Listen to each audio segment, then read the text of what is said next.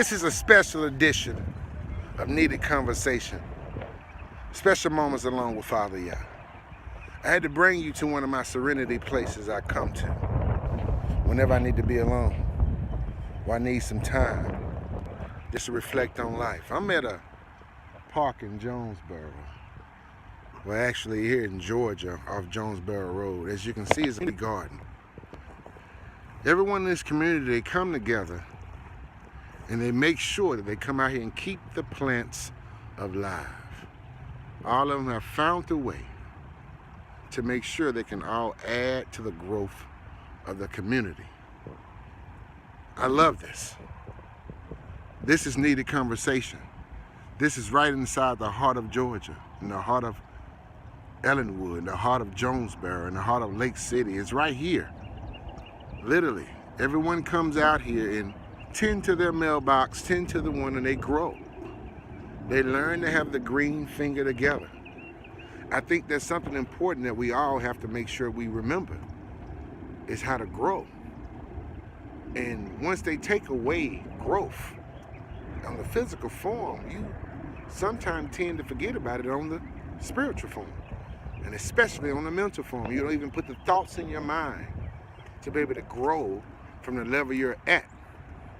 I, for one, am going through it myself. I've detached myself away from all of the people who can run me, all the people who got all the big jobs, my name in the system, my social, everything.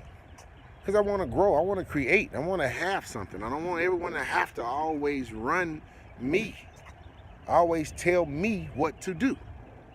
I should be able to create something myself, the same way you should be able to create something yourself. It's a problem that we think that we are never going to be able to create. We only have to evaluate the options that they give us. Who is they and them? The ones at the top, the business owners, the corporations, the ones that have the power, the gatekeepers, the key holders. Us here at the bottom work our way to the top all of our lives to realize that the only way we change the top is if we create a new limitation.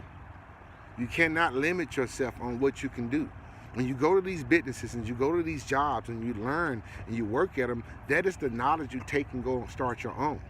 Yeah, it's tough, I know, because if you don't have the funds to do it and the bills are rising and cost of living is rising, it's gonna be tough to have extras to begin what you wanna start. This is where it takes communication with others. This is where it takes letting your guard down, opening the gates of your heart up, moving the fence, and letting people in to help you. Because we all need the same help. We're all out here trying to make a difference in the change. We all have value and talent to offer, but there's nowhere to offer it as everyone has the gate keys at the top and only letting certain individuals in. We have to create a new entrance. We have to exit the wrong room that we're in and enter the right one. And I mean the rooms and the mansions in the house of the Father, and you're the temple of the Spirit. So the rooms that you have to enter are in you, inside your mind. You gotta remind yourself. And I know it's tough. In certain places in life, you get in them. Sometimes you're in them longer than expected, but it's a reason you're there, because you have to learn. I'm learning now how to receive. I've always been in a position where I can give and have it to give and have it to lend, and now I'm in a position of needing to receive. I'm jobless. This is what I do for a living. I talk to you guys. I do a talk show. I get out and I help with dancing and dolls. I put myself out to community service because I got tired of working almost for free. I might as well give it and let the value in me show. So just you have to make sure yourself have something to offer to others. Be of value to where you're needed. This is how you learn how to receive. Then people will see what you're doing, and eventually someone will love you and give it back to you and push into your bosom and give unto you. Shake down, pressed and running over more abundantly. I'm waiting on my blessings. I'm walking in the abundance right now. I'm not worrying about what I can't do, what I haven't done, what I'm going to be able to do. I'm understanding the moment. It's one thing the Father told me when he entered me. He told me, he said he would handicap your physical to get to your spiritual. He would slow you down on the physical so you can sit still and start to realize who you are and what you're doing and what you're saying you are and what is your purpose.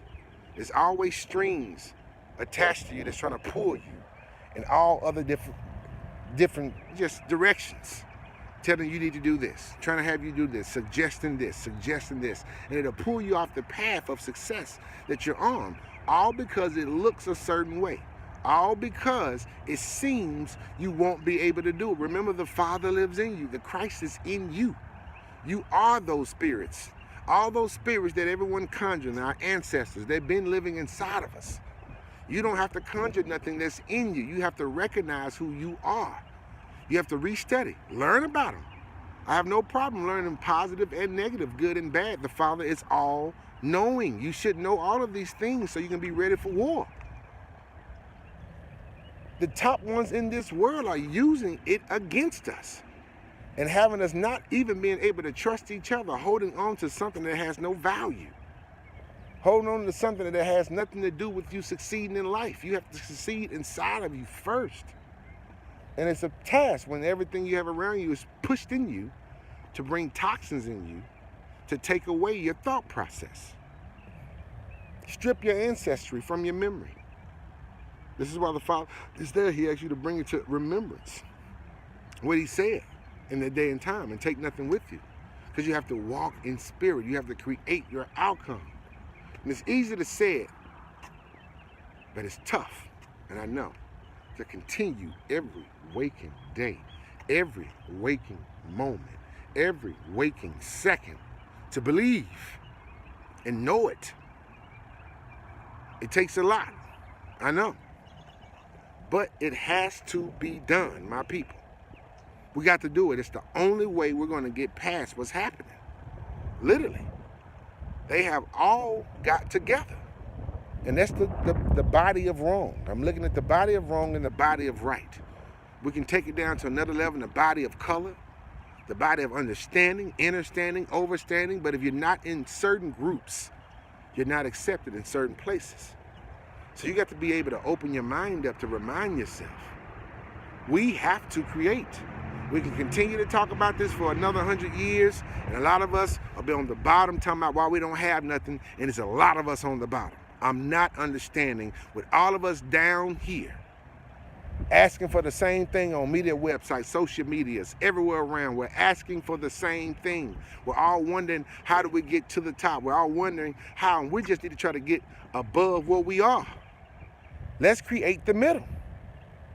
Let's create the middle again. They have stripped the middle. If we all come together, we can pull things to the middle, which will pull them from the top to the middle. We can equalize this thing, y'all. We have the power down here. Everything rises. Let's rise together. I'm ready. I'm on this website. I'll never be out doing things. I'm rapping. I'm ministering. I'm speaking. I'm talking. I'm doing everything it takes for you guys to see we're out here. The sons of the Most High, we're awakened. We need the rest of the body to come along. Hit me in the comments. Let me know if you're serious and you're real and you're ready. I am here. I am here. I am here for you.